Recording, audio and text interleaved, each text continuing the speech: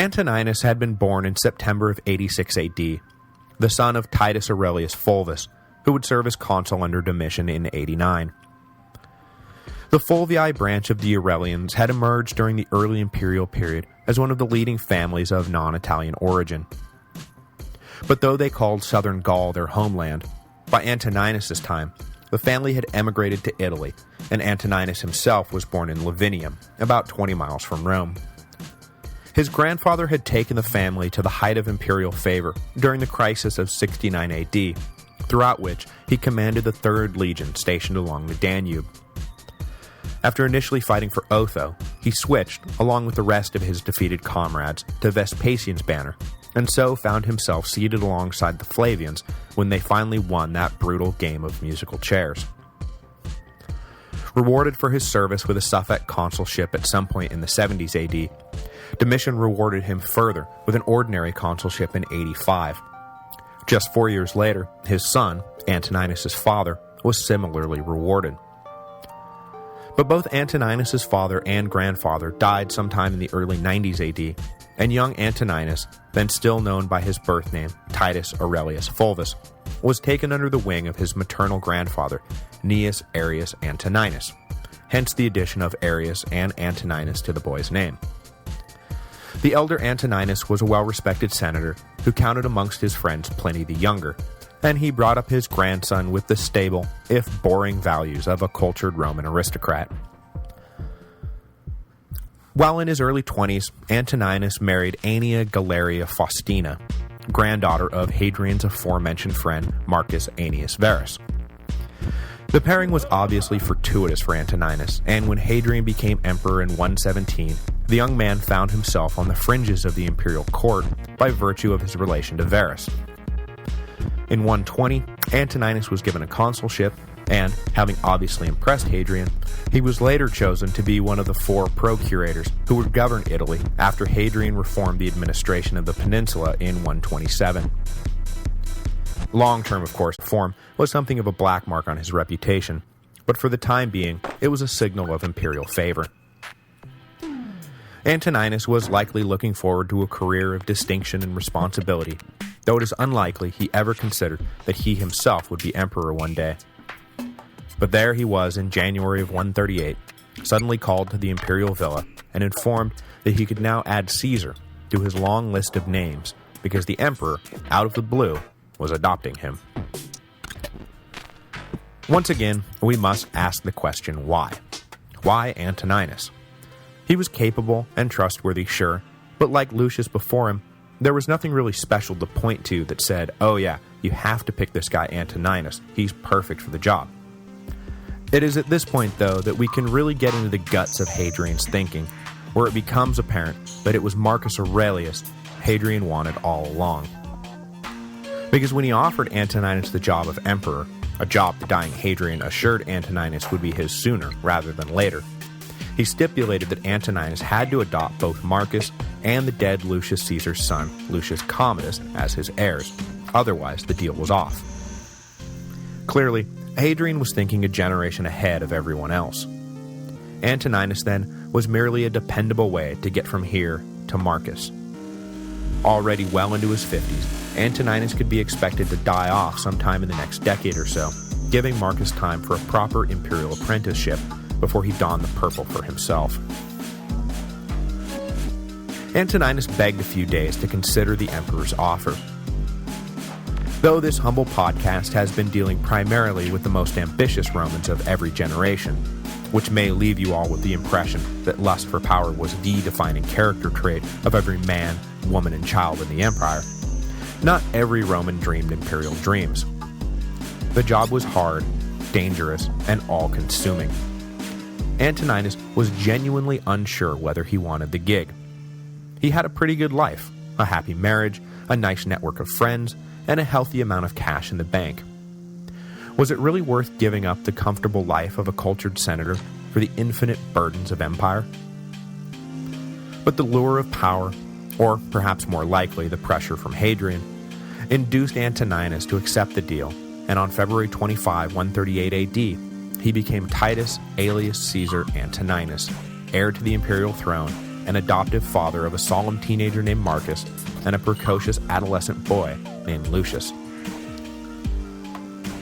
In recognition of the adoption, the Senate invested Antoninus with tribunician power and granted him full imperium, that is, power of life and death over the subjects of the empire. He did not have long to get up to speed on the full gamut of responsibilities weighing down Hadrian's clearly slumping shoulders, and by the look of the emperor, the transfer of power could come at any time. Hadrian was suffering from what modern doctors have diagnosed as congestive heart disease, and his body filled painfully with fluid, forcing him to spend most of his final days in bed. In the end, Servianus's prayer came true, as the suffering emperor tried and failed multiple times to kill himself. He had daggers and poison smuggled into his room on no fewer than 3 occasions, only to be thwarted at the last moment, and one attendant at least committed suicide rather than disobey Hadrian's orders to kill him. Antoninus himself finally intervened and begged Hadrian to bear his pain and let nature take its course. Hadrian's mood seems to have improved at least some following the intervention, and in letters exchanged with his new adopted son, he apologizes for letting his grief take over. A correspondence commenced that eventually resulted in Hadrian writing a full autobiography so that the record would be straight and Antoninus would have the full story of the past 20 years laid out in full. Unfortunately, no record of the autobiography exists, though modern scholars suppose that much of Hadrian's entry in the Historia Augusta was sourced to this autobiography.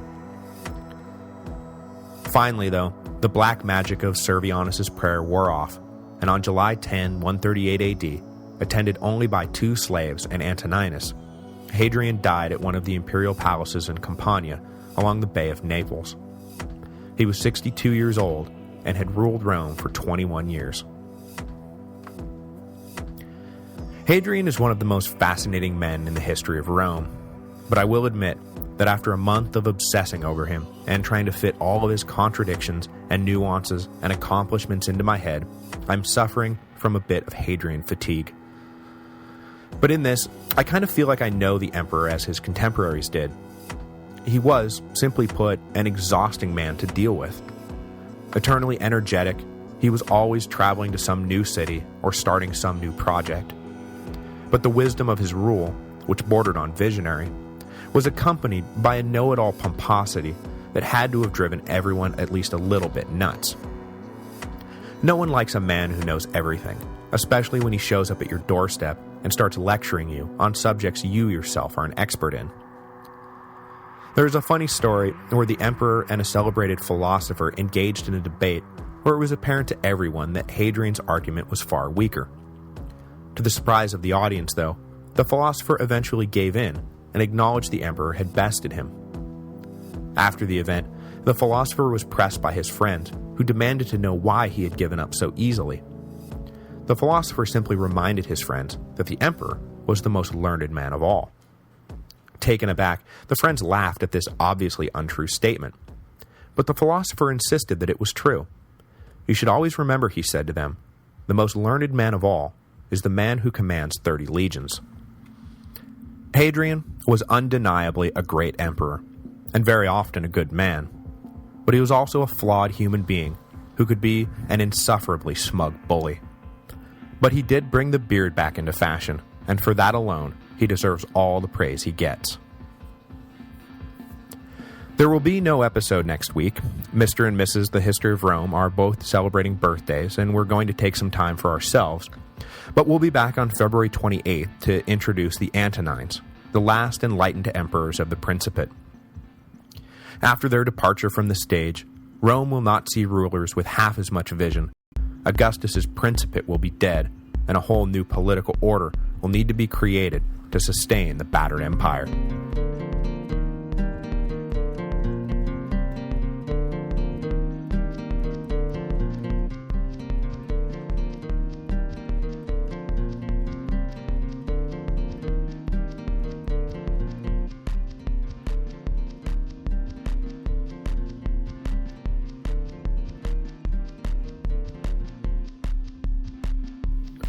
This week's episode is brought to you by Audible.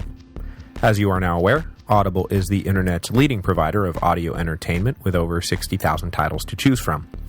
When you're done with this episode, go to audiblepodcast.com/Rome. That again is audiblepodcast.com/Rome. By going to that address, you will qualify for a free book download when you sign up for a 14-day free trial membership. There is no obligation to continue the service, and you can cancel anytime and keep the free book. You can also keep going with one of the monthly subscription options and get great deals on all future audiobook purchases. This week, I am going to recommend Polybius's Rome and the Mediterranean, which is one of the primary sources I used for all the episodes on the Punic Wars. Just remember to go to audiblepodcast.com/Rome so that they know who sent you.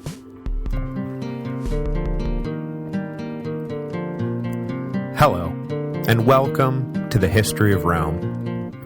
Episode 85, Antoninus the Dutiful. When Hadrian died in 138, there was no succession issue whatsoever. Unlike Trajan's Neo-Alexandrian silence on the subject, and the subsequent doubt and violence that surrounded Hadrian's rise to power, when Antoninus alias Caesar returned to Rome with the body of the now-dead emperor, he was welcomed with open arms by the Senate, the people, and the army. Especially the Senate. They never had been happy with Hadrian, and from the very beginning, he had been a boogeyman in their collective consciousness, with his every act, statement, or decree twisted up in their minds to prove that he was actually a dangerous psychopath. So his death was greeted with barely contained glee enhanced exponentially by the fact that one of their own was taking over. Antoninus had, after all, been an amiable senator in good standing for more than 20 years before being tapped by Hadrian to become his heir. At least from the aristocratic point of view, then, 138 was a banner year. The monster was dead, and a senator now sat on the throne. Every previous emperor had made their name in the legions, or because they were the blood relative of one of those men who had made their name in the legions.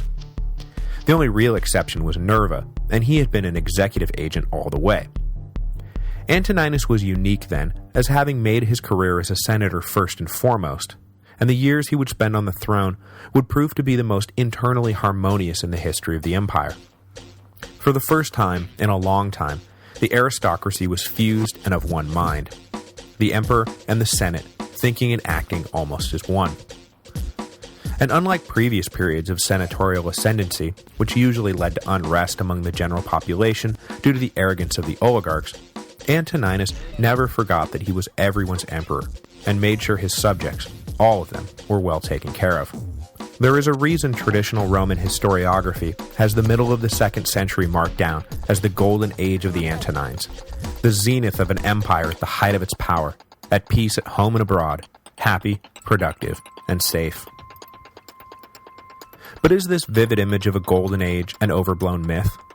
As with most golden age fantasies, probably a bit.